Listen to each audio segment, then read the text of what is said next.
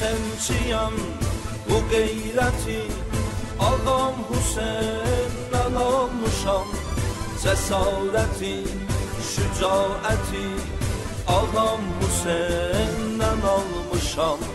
Bu izzəti, bu iffəti Ağam Hüseyndən almışam.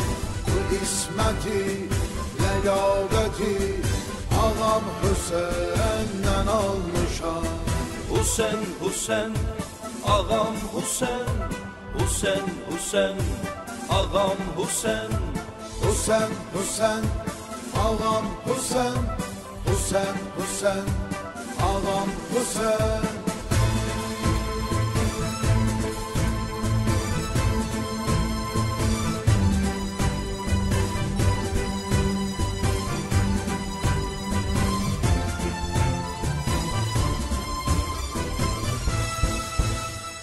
Əvvəli dərs anam mənə tərbiyə vermək istəyib.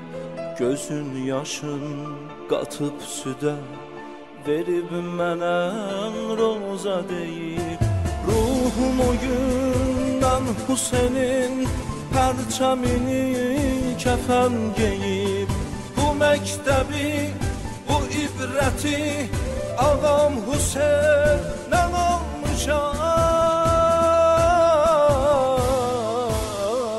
Mən özümü dərk edəni çətinliyə alışmışam.